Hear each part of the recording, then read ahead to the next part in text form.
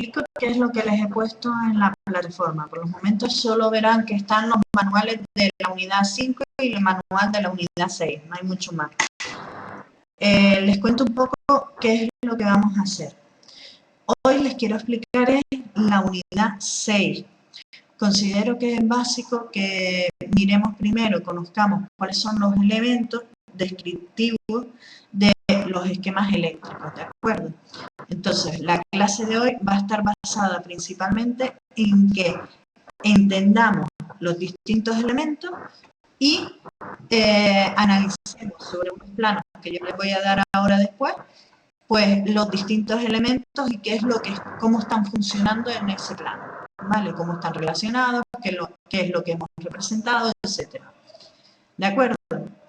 Entonces, sí, hoy tienen las 4 horas conmigo. Hoy tenemos clases hasta las 10.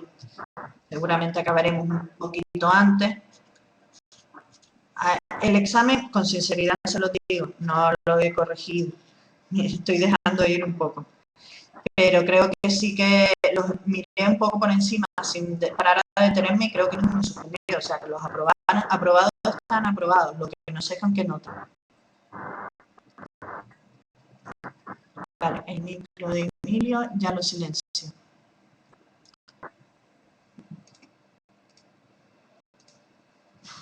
Vale, ya está silenciado.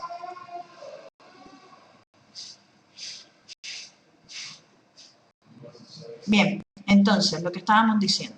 Vamos a empezar ya con las normas básicas de representación de esquemas eléctricos. Por lo que yo sé, el año pasado ustedes ya vieron un poquito algo de esto, ¿no? Entonces, les cuento. Ahora, lo que yo he planteado, tal y como está el manual de la unidad 6, van a ver que está separado como en dos partes, ¿vale? El apartado 1 es toda la simbología de representación. Y el apartado 2, el epígrafe 2, que creo que empezaba, exacto, en la página 13, viene la definición de qué es cada uno de los elementos.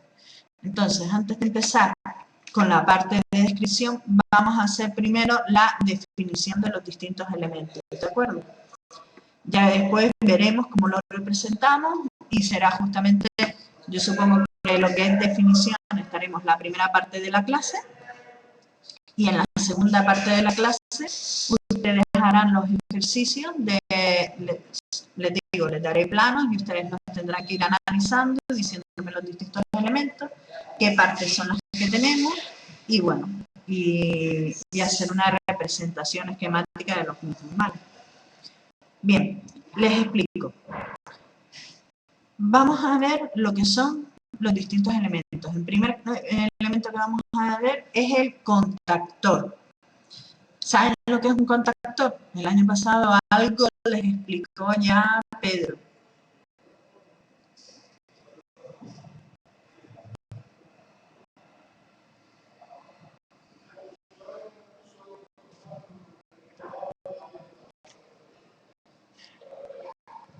Chicos, Carlos no se acuerda. Vale, les explico. Un contactor no es más que, como dice Emilio, un interruptor. Cuando dice mecánico se refiere a que no es un interruptor que entre en funcionamiento por un impulso eléctrico, sino un interruptor mecánico que entra en funcionamiento por una actuación sobre él, ¿vale? Una actuación directa, manual, digámoslo así, ¿vale? La definición que nos viene en el manual nos dice que es un dispositivo con el que podremos establecer corriente, o sea, establecer o interrumpir la corriente eléctrica. Si yo tengo el contactor pulsado, cerraré el circuito y al cerrar el circuito permito el paso de la corriente eléctrica en todo el circuito. Si tengo el contactor abierto, resulta que no podremos transmitir la corriente eléctrica a lo largo del circuito. Bien, ¿cómo vamos a trabajar con el contactor? El contactor, como nos dice dice la definición, yo se los estoy leyendo porque sé que ustedes hay mucha terminología eléctrica que no controlan. Entonces, lo que quiero es intentar dejar las cosas un poquito claras de todas las definiciones, ¿de acuerdo? Nos dicen, el contactor es maniobrado de distancia a través de una bobina. ¿Saben lo que es una bobina? Cuando hablamos de una bobina eléctrica.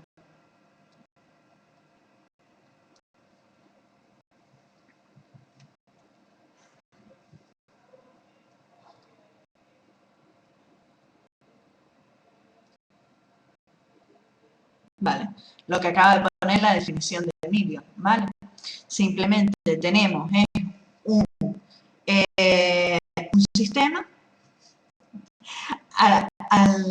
alrededor del cual enrollamos un alambre de cobre. Sí, en este tema me vas a echar tú una mano más buena, ya vas a ver. El tema este está interesante. Bueno, le sigo diciendo. ¿Qué es lo que se hace con la bobina? Nosotros, al tener una bobina con un alambre de cobre por el que pasa una cierta intensidad, será lo que vamos a llamar el inducido. Y va, mentira, la bobina es excitada y provocará la apertura o cierre de los contactos del dispositivo. ¿Qué quiere decir eso? La bobina recibe tensión y al tener en la bobina esa intensidad, esa corriente, va a generar un campo que va a provocar que se abran o se cierran los contactos de nuestro contactor en este caso. O sea, vamos a provocar que tenga lugar la maniobra que nosotros queramos, ya sea abrir o cerrar. Exacto, por un campo magnético. El electroimán a eso me refería. Funciona con un campo magnético. ¿Vale?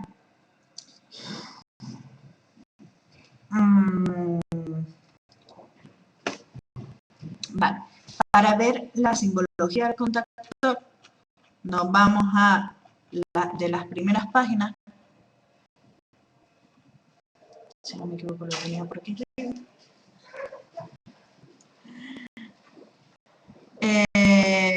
Primero que nada, el contactor lo vamos a representar en los esquemas eléctricos por la letra K. Ya la numeración que tengamos será la numeración que nos venga en los diferentes planos. K1, K2, K3, depende de dónde lo tengamos colocado. ¿De acuerdo? Eso en primer lugar. En segundo, lo que estaba buscando es que no me acuerdo si lo puse antes o después en el manual.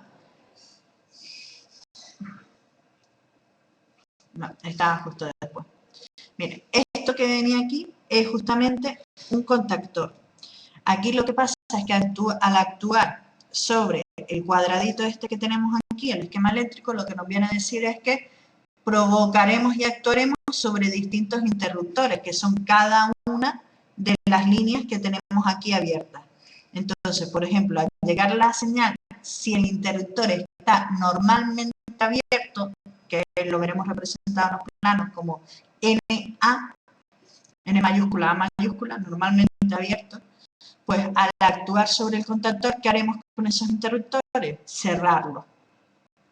Y si está normalmente cerrado, que sería el último de todos los casos que tenemos, al actuar sobre el contactor, ¿qué haremos? Abrirlo. ¿Vale?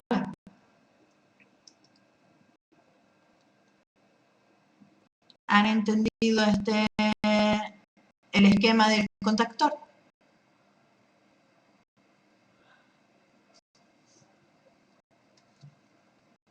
¿Carlos?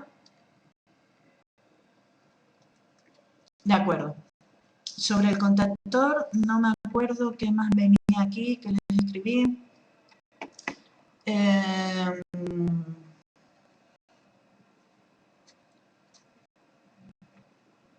Vale, no hay mucho más que contarles aquí, lo demás se lo pueden leer y lo entienden ustedes.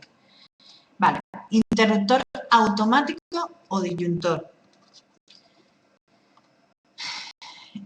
El interruptor automático es lo mismo que un contactor, lo único que funciona automáticamente, digámoslo así, es la única diferencia, ¿vale? De la otra forma nosotros tenemos que actuar sobre él y en el interruptor automático salta por sí solo, digámoslo así, ¿vale? ¿Para qué lo vamos a utilizar?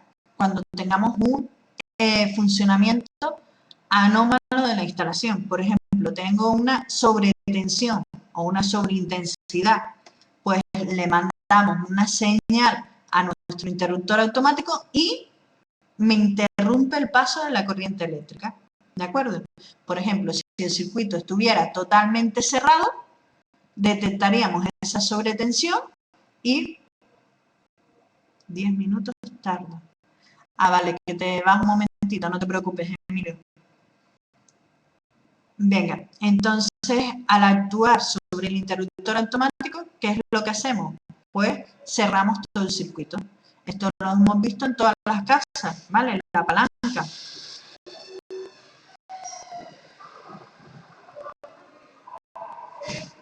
Vale. El interruptor automático puede soportar o interrumpir, hace las dos labores, pero depende de cómo lo tengamos, ¿vale? Si tú lo tienes en circuito normalmente abierto, al actuar sobre el interruptor automático, lo cierra. Si tienes el circuito normalmente cerrado, al actuar sobre el interruptor automático, ¿qué es lo que hace? Lo abre.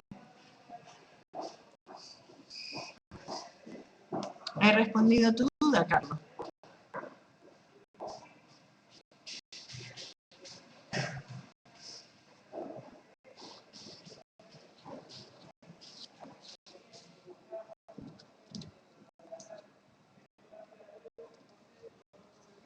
No, no es lo mismo que un sensor de movimiento. No, no, no. Aquí estamos hablando del cuadro eléctrico de tu casa, Carlos. Un sensor de movimiento es simplemente un dispositivo que por medio de sensores pueden ser electromagnéticos, la mayoría de las veces, pues detecta que hay un determinado movimiento porque se pone en medio del sensor y provoca entonces la actuación que nosotros tengamos sobre ese sensor de movimiento, encender una luz, apagarla, lo que sea. En cambio, lo que estamos hablando ahora es el cuadro eléctrico de tu casa. Tienes los interruptores automáticos, serán los elementos que cuando decimos salta la palanca, que ha saltado la palanca y tenemos que después actuar nosotros sobre ella, ¿verdad? Ese sería un interruptor automático. En este caso, el saltar la palanca es que ha detectado una sobretensión y entonces lo que hace es abrir todo el circuito. El circuito está normalmente cerrado y al actuar lo abre. ¿Mejor? Bien.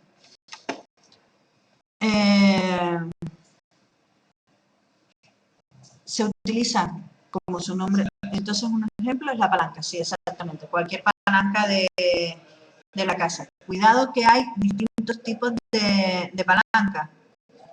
Tenemos los interruptores y los magnetotérmicos. Vale, ahora lo vemos las dos cosas. Bien. ¿Para qué se utilizan los interruptores automáticos? Como dispositivos de protección. Obviamente lo que estamos diciendo, hay una sobretensión en la red y para evitar que se produzca un incendio o una sobrecarga y al final se nos acabe cargando todos los dispositivos que tengamos conectados a la red, lo que se coloca es un interruptor automático, por ejemplo, y al saltar y protegemos todos nuestros equipos. ¿De acuerdo? Como dispositivo de protección, como dice aquí, se abre en caso de sobreintensidad por cortocircuito en la línea.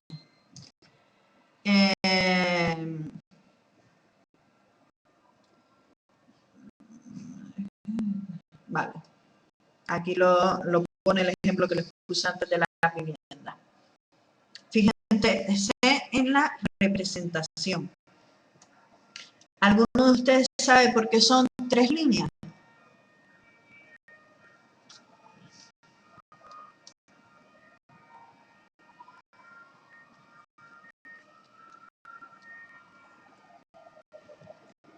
Porque tengo aquí 3 líneas dibujadas.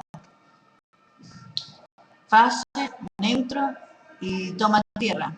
Bueno, en realidad diríamos, perdón, que está pasando una ambulancia y no se oye nada. 2 fases y el neutro. Me gusta más lo de 2 fases y el neutro, ¿vale?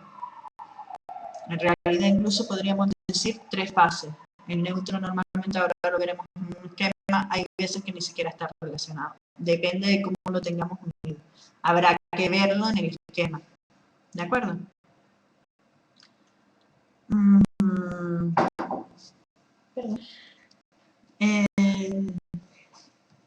Perdón. Ya hablamos en otro momento. Perdonen chicos, que vino otra alumna. Venga. El seccionador, siguiente elemento que vamos a ver. El seccionador quizás lo vamos a ver más en las líneas de... Ale, una pregunta me puso, perdón, antes de pasar al seccionador.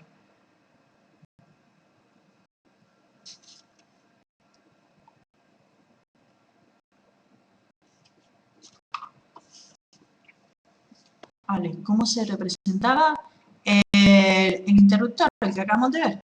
Aquí lo tienes, el esquema. Lo tengo ahora mismo en la pantalla. Este sería el esquema del interruptor.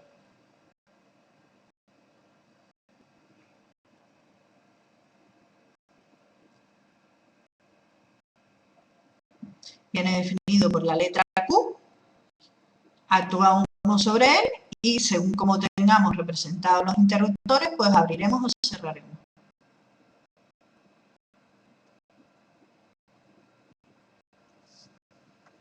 Vale, entonces sigo. En cuanto al seccionador, el seccionador es un elemento que quizás se ve más intuitivo porque vemos la acción directa, ¿vale? Esto les explico que se utiliza sobre todo en alta tensión. Quizás en baja tensión no lo vamos a ver tanto, pero como es cierto que en industria hay en muchas ocasiones, veremos que tenemos transformadores de media tensión incluso, pues es mejor que al menos conozcan y sepan qué elementos son los que estamos representando aquí. El seccionador es un elemento mecánico, ¿vale? ¿Qué es lo que vamos a hacer sobre él? El seccionador es que lo vamos a ver directo, que es como si creara,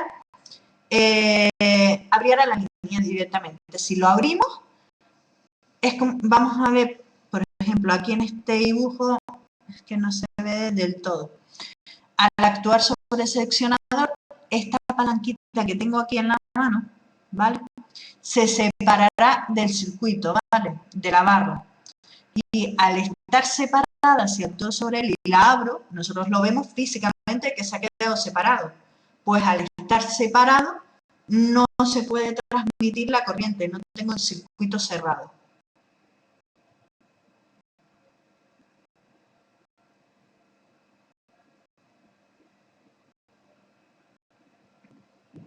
¿La han entendido un poco? Que les deje un poquito de tiempo para que lo asimilaran.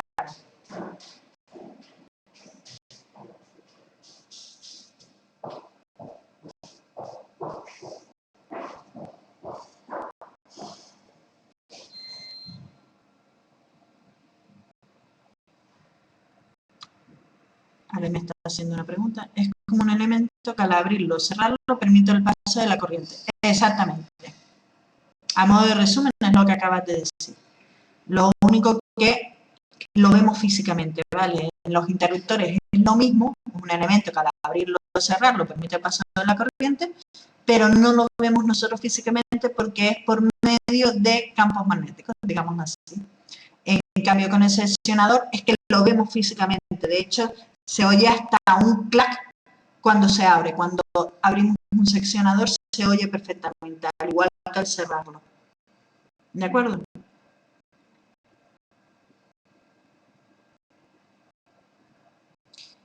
También comentarles sobre los seccionadores, que son unos elementos importantes en cuanto a mantenimiento, ¿vale?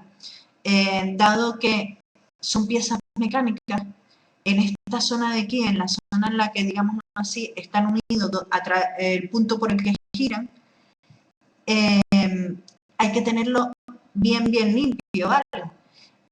Y sobre todo lubricado. ¿Por qué motivo? Más que nada lo tenemos que tener en buenas condiciones, porque si imagínense que esto se nos oxida, no me permite el giro. Entonces, ¿qué le pasará al seccionador cuando actuemos sobre él para abrirlo? Que no se va a abrir. Si lo tenemos totalmente oxidado y no se puede mover, no funcionará. Entonces, es muy importante tener un buen mantenimiento de seccionadores. ¿De acuerdo? De hecho, si no me equivoco, la periodicidad para hacerle el mantenimiento a los seccionadores de líneas de alta tensión, creo que era cada 6 meses. Se le hace un mantenimiento a todos los seccionadores. Aunque ya les digo que se suele hacer de vez en cuando.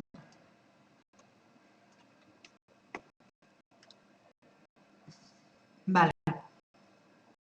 Yo les puse en el manual, pues bueno, un pequeño ejemplo de un seccionador. Vale. Hay miles de tipos de seccionadores. Lógicamente, en un curso en el que no tenemos demasiado tiempo, no les voy a dar una clase de seccionadores solamente explicándoles todos y cada uno de los tipos. Vale, pero bueno, por curiosidad se los pueden mirar y hay un mogollón de información en internet. Interruptor seccionador. Es, digamos así, un punto intermedio entre lo que definimos al principio de lo que era un interruptor y lo que es un seccionador. Vale. ¿En qué sentido decimos que es un punto intermedio? Primero que nada, hace las mismas funciones de los otros dos. Permitir, abrir y cerrar circuitos baja tensión en carga como el interruptor automático. Pero el problema que tiene, digámoslo así, si hubiera un cortocircuito de la línea, ¿saben lo que es cortocircuito? Me acabo de dar cuenta de que lo he puesto varias veces en el manual y no sé si tienen claro la idea de qué es un cortocircuito. Cuando decimos que se produce un corto.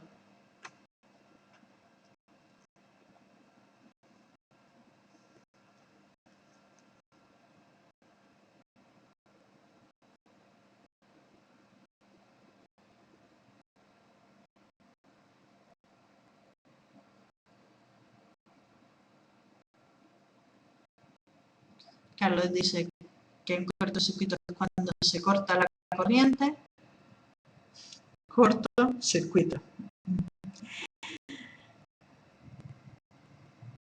Vale. Como dice Emilio. Dos polaridades, ¿pusiste? Distintas. Vale, sí. En corriente alterna. Nosotros tenemos que en corriente alterna vamos a tener el sistema representado, digamos así, por los dos polos. Polo positivo y el polo negativo. ¿Vale?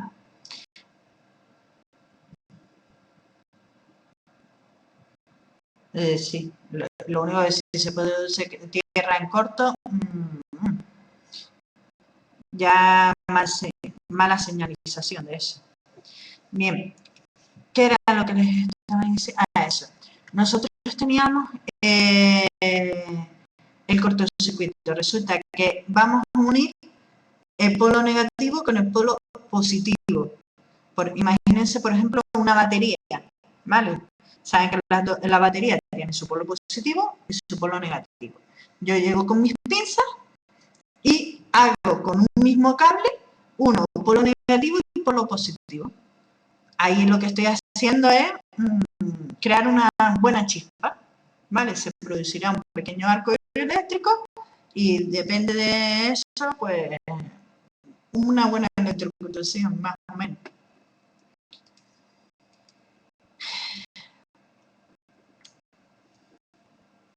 No veremos, como en el caso del seccionador, no veremos que se ha abierto o cerrado, sino eso sería más bien más parecido al interruptor. no apreciamos que esté abierto ni que esté cerrado.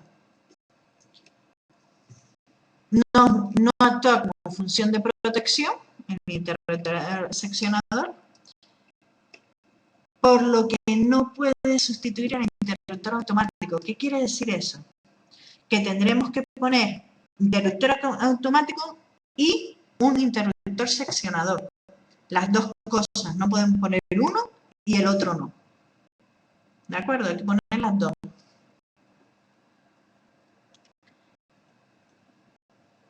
Vale. Siguiente apartado, los relés.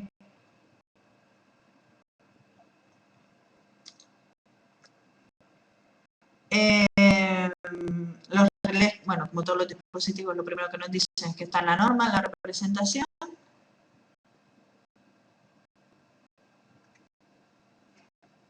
Uno es por diferencial y el otro por sobrecarga.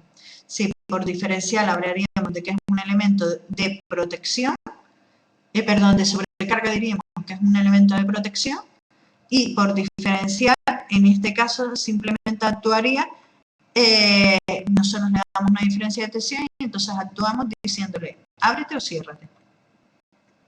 Digamos así, pero no actúa como protección.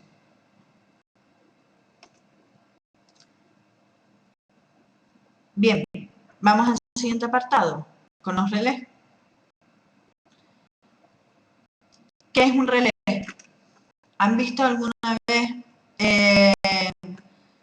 un relé funcionando? ¿Han tenido en la mano algún relé?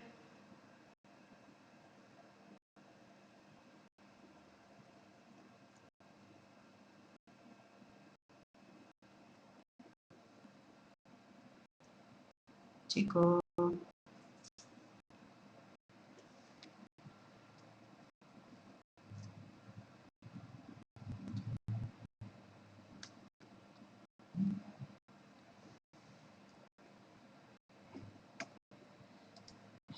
En el instituto. Vale, les cuento, ¿qué es un relé? Un relé no es nada más que un dispositivo que, al igual que antes, nos permite soportar o interrumpir corrientes, pero, digámoslo así, actúan bajo una determinada señal.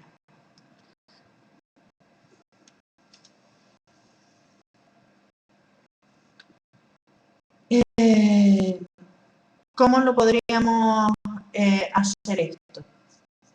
A ver, ¿cómo se los puedo explicar cómo funciona un relé? El relé tiene dos posiciones, digámoslo así. El más sencillo, ¿vale? Hay relés de 3 posiciones, relés de 2 posiciones, depende de lo que lo tengamos y cómo lo tengamos diseñado. Por ejemplo, un relé fácil de entender. Yo tengo un relé que entra en funcionamiento solamente cuando se le manda una determinada función y lo que hace es actuar como, digamos así, como si fuera un interruptor, como si fuera una palanca, y al chocar contra al cerrarse, por ejemplo, como si fuera un interruptor, piensa en un pulsador, pues pulso y tiene lugar una determinada acción. Por ejemplo, yo podría hacer un relé si quiero que un aire acondicionado entre en funcionamiento con unas temperaturas determinadas. ¿De acuerdo? Entonces, por ejemplo, yo tengo un sistema de control que reconoce, por medio de un sensor de temperatura, qué temperatura hay en el recinto. Ese sensor de temperatura manda la señal a mi sistema de control. El sistema de control lee la señal de temperatura que... ¿Cómo se llama esto? Lee la temperatura. En caso de que esa temperatura sea, por ejemplo, imagínense, yo tengo puesto el aire acondicionado para que empiece a funcionar cuando la temperatura sea superior a 22 grados, ¿vale? Pues entonces el relé lee esa temperatura de 22 grados y que diga, el sistema de control lee la temperatura de 22 grados y dice, tengo que entrar en funcionamiento el aire acondicionado. Entonces manda una señal, una corriente eléctrica, un impulso, que el relé lo reconoce y al reconocerlo el relé pues, como si fuera un interruptor, cierra o abre el sistema. En este caso, permitiría el paso de corriente al aire acondicionado y enviaría la señal de entra en funcionamiento. Como dice Emilio, es un interruptor o contactor accionado por corriente eléctrica. Lo que acabamos de decir, llega una señal eléctrica al relé y entonces entra en funcionamiento. Exacto, el relé sería el que pondría en marcha todo el sistema. ¿De acuerdo?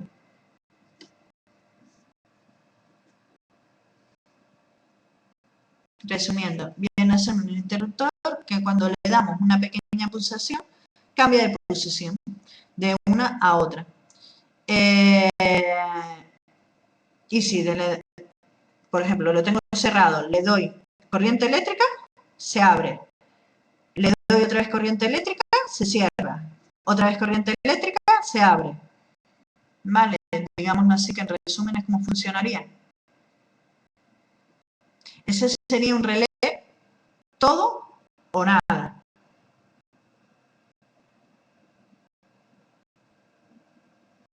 ¿De acuerdo? Después está otro tipo de relé, que sería un relé de intensidad, o lo que llamamos relé de medida, que entra en funcionamiento es cuando tengamos... Vale, déjame terminar de decir esto y hacemos un breve resumen con algún esquema claro, para ver si lo entienden. Yo les estoy preparando de todas formas para que vean todo esto físicamente. Mi idea es que hagamos una práctica manual de todo esto, pero será casi seguro, como el examen lo haremos muy rapidito, el examen todos le quedan solo la tercera evaluación, pues llegaremos, yo no creo que esté más de media hora, como mucho una hora haciendo el examen de esta asignatura. Entonces, cuando acabe mi examen, harán el de Néstor, yo creo que igual lo de Néstor lo tienen todo aprobado, será media hora, pues como nos sobra tiempo ahí y ya que han venido presencial, si todos los exámenes míos han sido de una hora, no han tardado mucho más, ¿no? Creo que lo han hecho, bueno, sí, en el último como hubo bastantes preguntas de desarrollo, a lo mejor tarda un poquito más, pero acuérdense de que el examen será obligatoriamente presencial, que ya es el de tercer parcial, el último, ¿vale? O sea, acuérdense de que tienen que venir sí o sí al centro y que el examen será en papel, no será en ordenador. Y lo que les estaba diciendo, el examen harán primero el mío, después haremos el de Néstor, y como acabaremos temprano, pues les he organizado una práctica de taller para ver justamente todo un pequeño esquema. Yo les daré un esquema de control, ¿vale? Un bornero, digamos así, y les diré, pues aquí tienen los distintos elementos, pues vamos a crearlos. En el examen entra la unidad 6, la unidad 5, que diga 6 y la 7. El manual de la unidad 5 y 6 ya está colgado. Vale, ya lo tienen en la plataforma. La unidad 6, de hecho, es lo que estamos viendo hoy. La unidad 7 la veremos la semana que viene, que es el tema de iluminación, ¿vale? Eficiencia energética en las instalaciones de iluminación. Y de la unidad 5, que es el tema de control, ese es el que, como la semana pasada no pudimos dar clases, me queda ahí colgando. Entonces, lo que haré seguramente de la unidad 5, a lo mejor solamente se los pongo, no se los meto en el examen, sino les mando alguna actividad de desarrollo relativa a dos de los apartados y ya está. Entonces, la unidad 5 será hacer las actividades de desarrollo y en el examen estudiar la unidad 6 y la unidad 7. ¿De acuerdo? La unidad 6 que ya la tienen y la unidad 7 que será las instalaciones de iluminación. A mí la unidad 7 es una unidad que personalmente me parece entretenida, porque todos ustedes la van a ver, que cuando la tengan delante van a decir, yo, todas estas cosas me suenan, porque son cosas de nuestras casas, ¿no?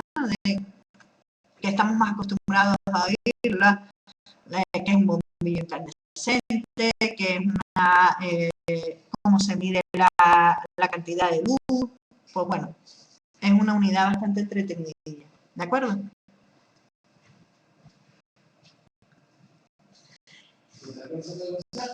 Esperen un segundito. ¿Qué? No sé qué ir.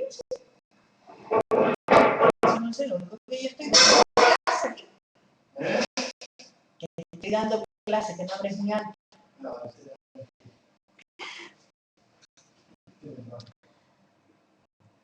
Las actividades de desarrollo de la unidad 5, no. Eso es lo que les estaba diciendo. La unidad 5 será solamente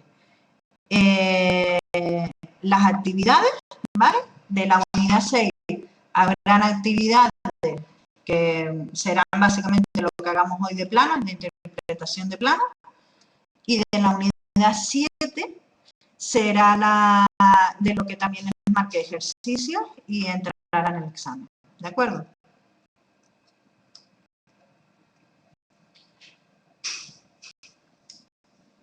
Ya verán que el examen quizás es un poquito más lioso, porque por ejemplo, si yo en el examen les pongo, no, en el examen habrá preguntas tipo test y de desarrollo, acuérdense de eso, que como es el examen final le tengo que poner las dos cosas.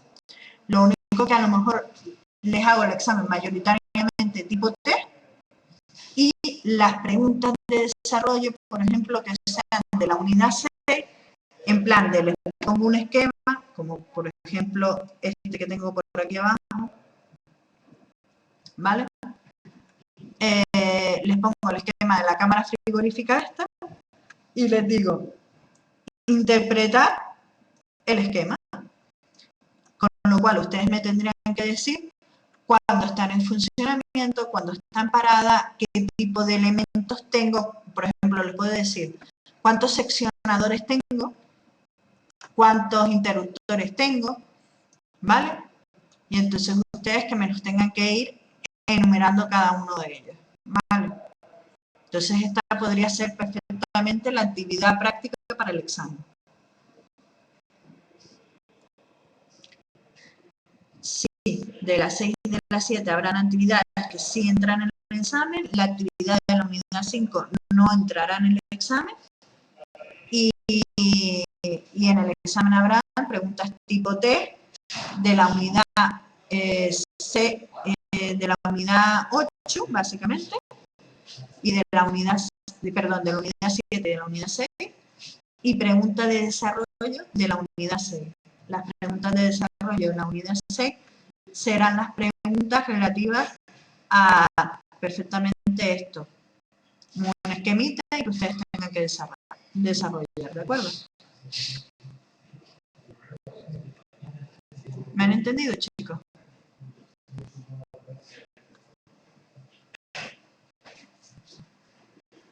Vale, perfecto. Emilio debe estar diciendo ahora mismo, el examen de la parte práctica de esto es lo que más me gusta. Le doy el esquemita y solo me tiene que decir qué elementos ha puesto. Eso seguramente será lo que mejor se le dé a mí.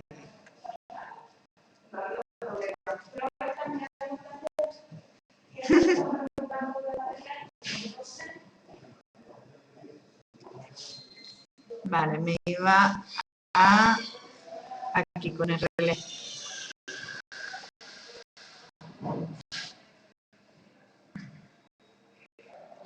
Pues entonces preséntate, que tú me habías dicho que ibas a dejar la asignatura. Recupera. Como es examen final, te presentas al examen, lo apruebas y como no me has hecho ninguna actividad, te resto un 10% de la nota que saques en el examen. No, Emilio, lo siento, al lado mío y ustedes dos dispersos por la clase. Bueno, sigamos. Vamos con las máquinas eléctricas. Vamos a empezar a ver los motores. Bien. Los motores, básicamente ahora ahora los que vamos a representar en estos casos, lógicamente no estamos hablando de un motor mecánico, ¿vale? Un motor de combustión. Estamos hablando de los motores eléctricos, perdón. ¿Qué función tiene un motor eléctrico? Pues transformar la energía eléctrica en energía mecánica. ¿Cómo transformamos esa energía eléctrica en energía mecánica? ¿O qué tipo de energías mecánicas pueden ser? Por ejemplo, podríamos estar hablando de energía mecánica de movimiento. Podríamos estar hablando de energía mecánica. El número de páginas del manual está bien. 28, sí, este ya está terminado. No son más. Para una vez que les pongo un manual corto. Y el siguiente creo que lo estuve mirando y creo que eran 10 o 12, no era mucho más, ¿vale? 10 o 12, no, perdón, el de luminarias no era 10 o 12, era un poquito más, pero apenitas, que no son manuales demasiado largos, ya lo verán. Lo único, las preguntas de desarrollo, por ejemplo, en las siguientes sí que van a estar un poquito relacionadas con quizás un poquito también las normas del IDAE, ¿de acuerdo? Que el IDAE ha sacado dos normas muy buenas, al menos a mí me han gustado muchísimo, que una de ellas trata sobre las... A ver si puedo, se los abro hoy mismo mientras ustedes van haciendo los ejercicios. Una de las unidades va justamente sobre... ¿Cómo se llama esto? Me acabo de distraer que me cerraron las puertas. Debo de estar hablando muy alto. Pues una de las unidades de... Uno de los manuales del IDAE va sobre las luminarias dentro de un edificio cualquiera, de oficinas o lo que sea. Y otra de las unidades es sobre luminarias exteriores, ¿vale? Entonces esos dos documentos están bastante bien y muy bien redactados. Yo se los voy a subir y les aconsejo que les echen bastante todo el vistazo que puedan. De hecho, creo que sí que me interesaría subírselos hoy para que tengan tiempo para la próxima clase de habérselos leído, para que cuando demos la clase sepan de qué estoy hablando y podamos ir un poquito más rápido. ¿De acuerdo? Bien. ¿Sigo con el tema de motores o alguna pregunta más relativa a exámenes, etcétera, etcétera?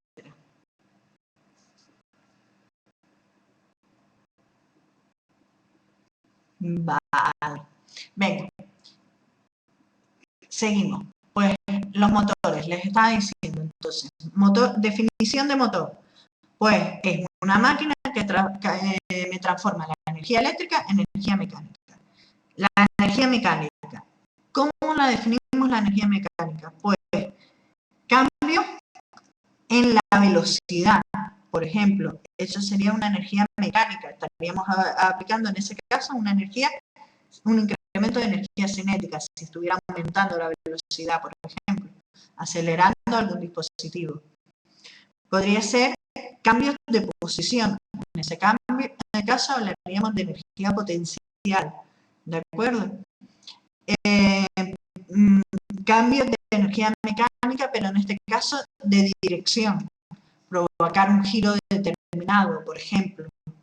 ¿De acuerdo? Son estos algunos ejemplos de energías mecánicas que se pueden obtener a través de un motor eléctrico. Vale, por ejemplo, a ver si se me ocurre alguna otra aplicación más. Ahora me queda así en blanco, pero bueno, más o menos esas que les acabo de decir. Acelerar, parar, también sería con un motor eléctrico, por ejemplo. Pero acuérdense, en este caso estamos hablando de la fuente de energía, es la electricidad. Distinguimos dos tipos de motores. Motores eléctricos de corriente alterna y motores eléctricos de corriente continua. ¿Saben la diferencia entre corriente alterna y corriente continua?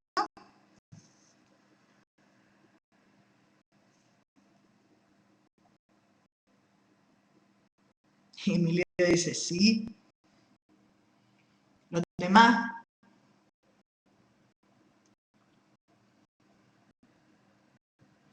yo me la sabía.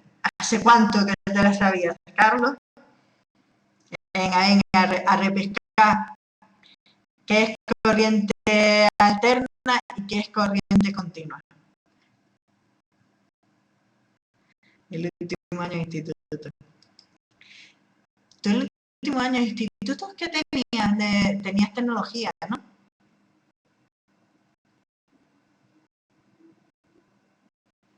Por eso lo digo. Venga, los demás, a ver. Ale, si no contestas, que Ale sí que no tiene ni idea. A ver, intenta deducir algo, Carlos, algo de lo que te acuerdas, que sea así con tus propias palabras, alguna expresión.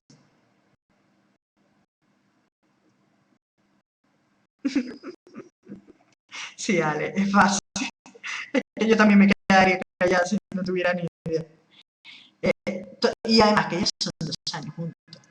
Ya nos vamos conociendo. A ver, Carlos o Emilio, intentan hacer... bueno, Emilio no escribe nada todavía, vamos a ver si Carlos escribe algo.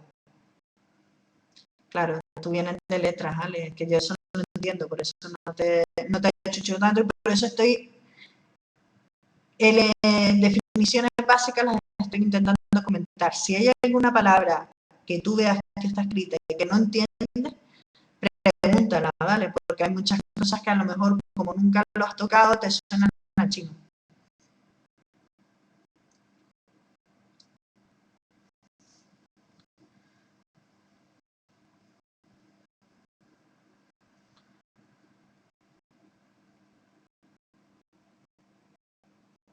A ver, Carlos, ¿estás buscando algo de que era corriente continua o corriente alterna?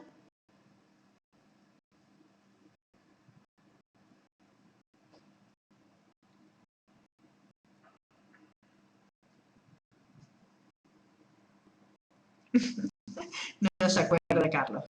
Emilio, venga, te tocó entonces.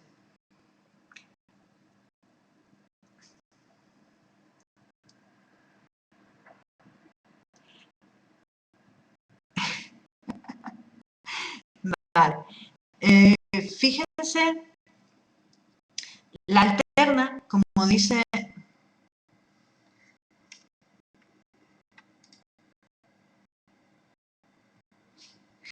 Vale, los demás te dicen que no te entendieron lo que escribiste.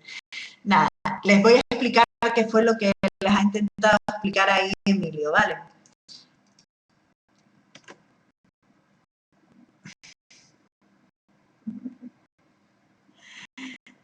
Vale, mira, yo cómo lo definiría. Cuando digamos que tenemos una corriente interna, es que justamente la polaridad, como está diciendo ahí en este caso, eh, vamos a decirlo, no lo voy a explicar con la polaridad, que se van a liar más con el tema de los electrones y todo eso. Vale. ¿Qué es la corriente eléctrica? Vale, para que no se líen tanto. La corriente eléctrica es simplemente el flujo de electrones a lo largo de un dispositivo. Por ejemplo, un cable de cobre. A lo largo de los alambres de cobre estamos transmitiendo electrones. ¿Vale? Si esos electrones los vamos pasando todo el tiempo de, como puso aquí Emilio, de positivo a negativo, saben que, digamos así, tenemos doble polaridad en los conductores, positivo y negativo. Pues tendremos lo que es una onda senoidal. ¿Saben lo que es el dibujo de una onda senoidal?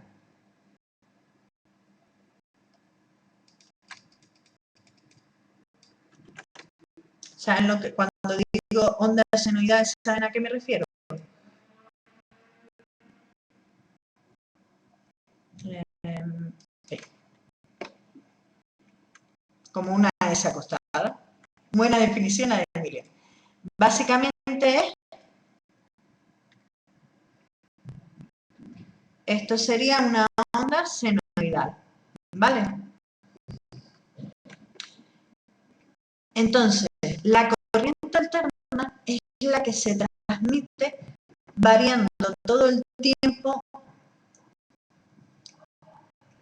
de una tensión positiva que representaríamos aquí arriba, bueno, tensión de una polaridad positiva a una polaridad negativa. Y entonces la corriente eléctrica se transmite de esta forma.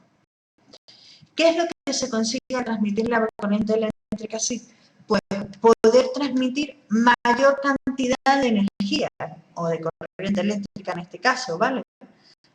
Entonces, por eso se utiliza la corriente alterna para alta tensión y la corriente continua para, digamos así, tensión de usuario.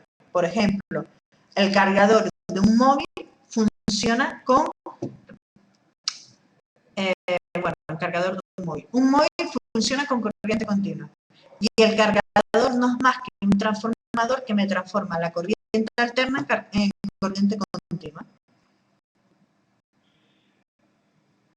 ¿De acuerdo? Más o menos para entender el concepto de corriente alterna y corriente continua.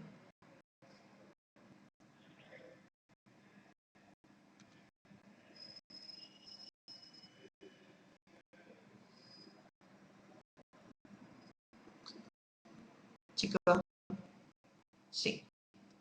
Ahora está mejor. Bien. Vale. Siguiente concepto que les viene aquí. La corriente alterna puede ser monofásica o trifásica.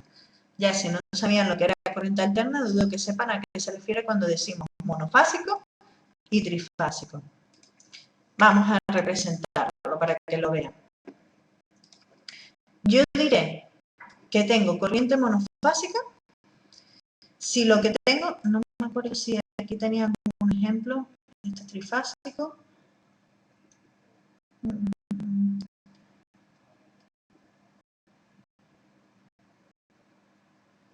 Ah, vale, de eso sí se acuerdan, dice Ale, eso sí lo vieron. Vale, vale, vale, es que les iba a buscar un dibujo para representarles los esquemas. Vale. ¿Se acuerdan bien?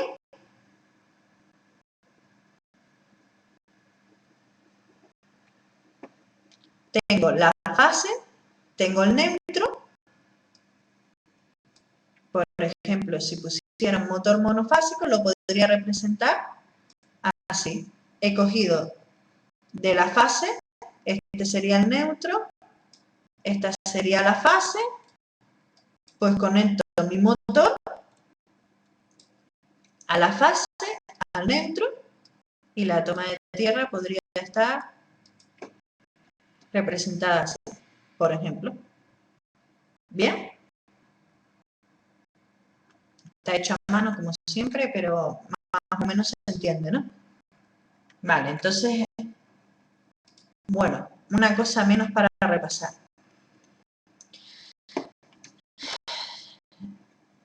Los motores eléctricos de corriente alterna, ¿vale? Se clasifican también en motores síncronos y motores asíncronos, ¿vale?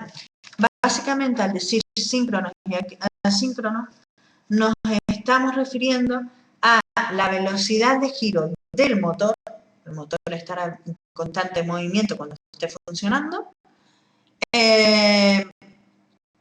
y va a tener la misma frecuencia de velocidad de giro, ahora les explico lo que es la frecuencia, que la frecuencia de la corriente eléctrica de la alimentación. ¿Vale? ¿Qué quiere decir esto? ¿Saben lo que es la frecuencia cuando hablamos de giro, de movimientos o algo de eso?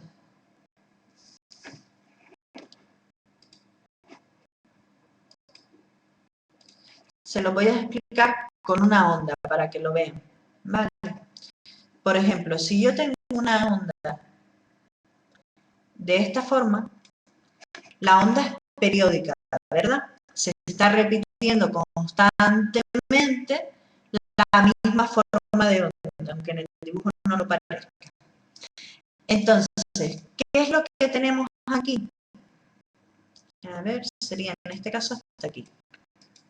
Hasta la línea que acabo de dibujar ahora, sería cada vez que se repite la onda, ¿verdad? En este caso, según el dibujo que yo he hecho, tengo 3 veces dibujada la misma onda, ¿de acuerdo? Pues llamamos periodo de la onda al tiempo que transcurre entre onda y onda, o sea, al tiempo en el que tiene lugar una señal. ¿De acuerdo? Eso sería el periodo de la onda y se representa con T mayúscula, también llamado ciclo. ¿Vale? Entonces, la frecuencia que viene representado en hercios, ¿de acuerdo? Sería justamente la inversa del periodo, es decir, 1 partido por el tiempo, por S, segundos, es igual a 1 hercio.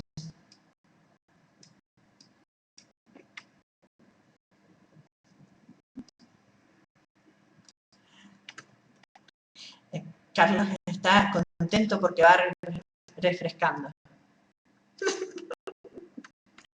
Bueno, no nos vamos a poner a hacer ejercicios de onda. Entonces, 1 hercio es el número de ciclos o de vueltas que doy en 1 segundo. ¿De acuerdo?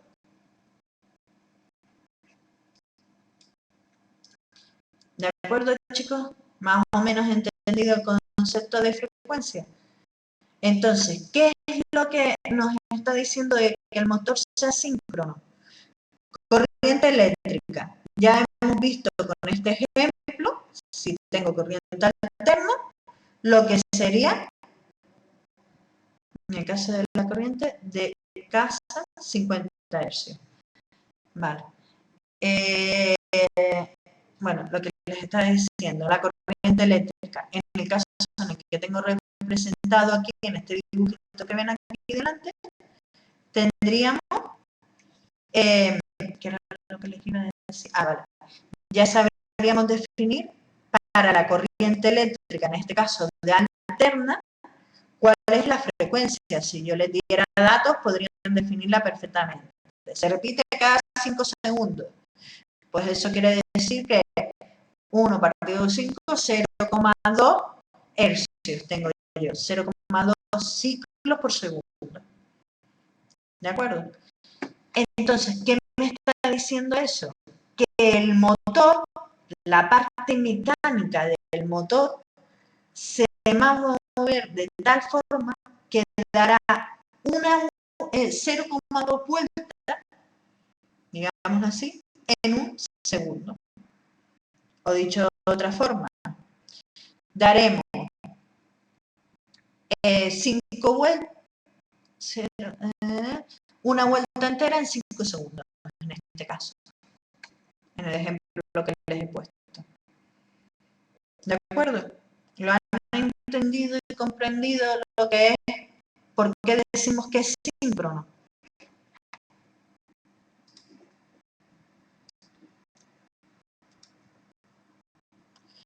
Y en el caso de que digamos que es asíncrono, es que las dos frecuencias son totalmente diferentes.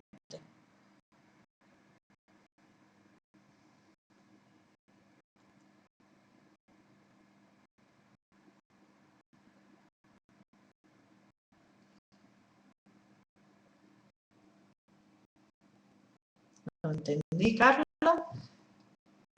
Ale, tú que eres el que nunca has tratado nada de esto, ¿lo has entendido más o menos?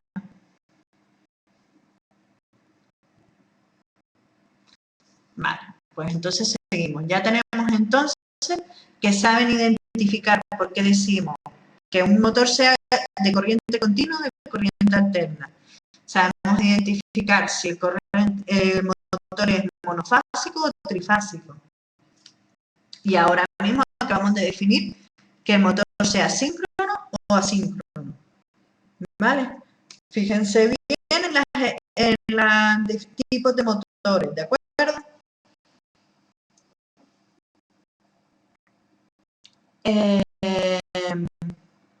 Bien. Hasta aquí, bien. Vale, eso me da miedo cuando me dicen hasta aquí. Es como un... No lo compliques mucho más. Vale, ¿qué partes podemos distinguir en un motor de corriente eléctrica? Vale, básicamente tenemos dos partes importantes. El estator, digamos así, yo en la universidad me reía mucho para estudiar la definición porque decíamos, está todo quieto. Una regla muy técnica, digámoslo así, para acordarnos de que el estator es la parte que no se mueve. Y el rotor es la parte que tiene movimiento, la parte que rota, es la parte que gira. ¿De acuerdo?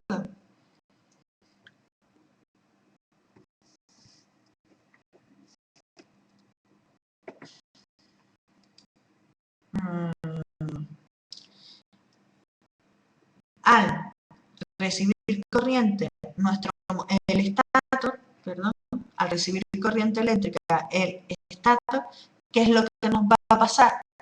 Va a crear un campo magnético que es el que va a hacer que nuestro rotor entre en funcionamiento.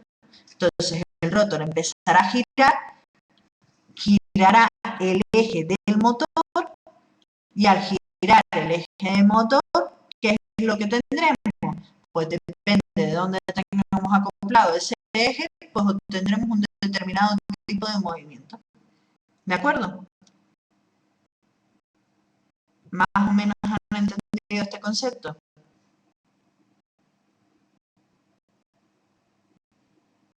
Vale.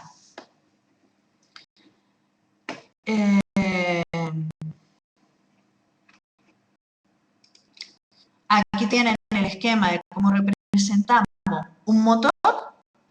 En este caso, 3 nos indica que es trifásico.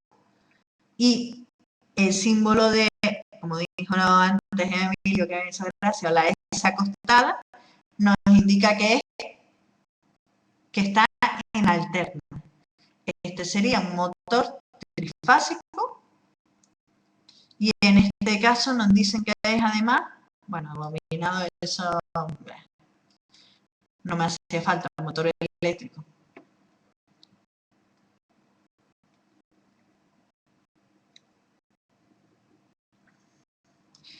No me voy a entrar con los diferentes tipos de arranque de motores, ¿vale? No voy a entrar en el motor, que diga, arranque no. En los motores de jaula de ardilla, motores de... Habían 3 tipos, no voy a entrar en tanto porque si no, lo voy a volver loco. No es el objetivo, creo yo, desde mi punto de vista, pero bueno. Lo que sí es importante que conozcan es identificar una conexión en estrella y una conexión en triángulo. Vale. ¿Qué quiere decir que tenga una conexión en estrella o en triángulo? Pues es la forma en la que yo conozco. Lo hicieron el año pasado, hicieron ya las conexiones, lo hicieron físicamente.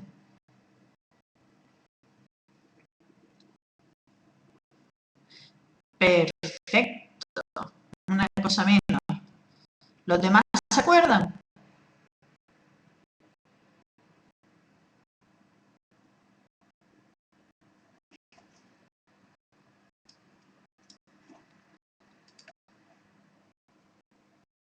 Vale, lo repasamos por encima.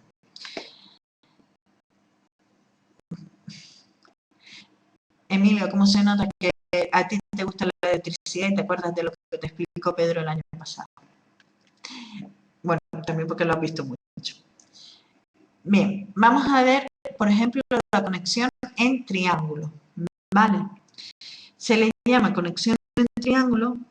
Fíjense aquí cómo tenemos las salidas y las conexiones de nuestro motor.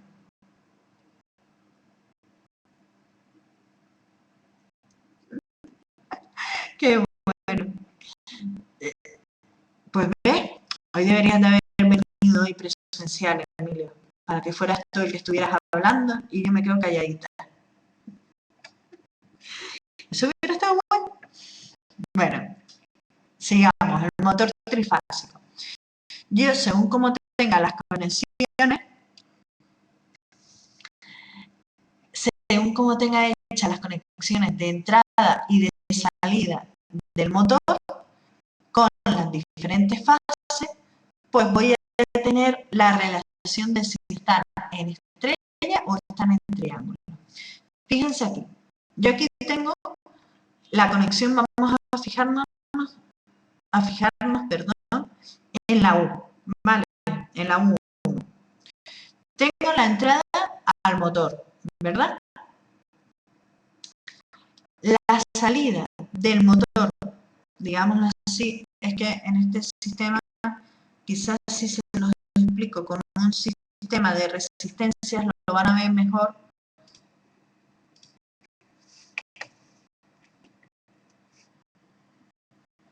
Que en ese esquema.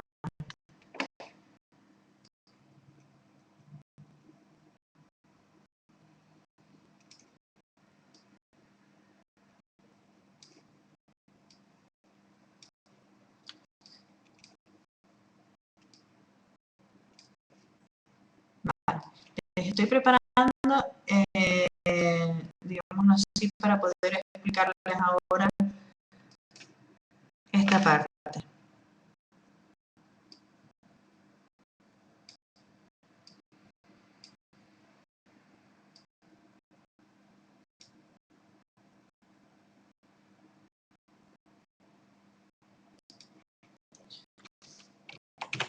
De acuerdo. Digámoslo así, cuando yo tengo una conexión en triángulo, la relación que existe entre dos fases distintas, o sea, un elemento, fíjense aquí, un elemento de unión está conectado a una única fase, ¿de acuerdo? Entonces, lo que comparte esta resistencia está conectada a dos fases distintas.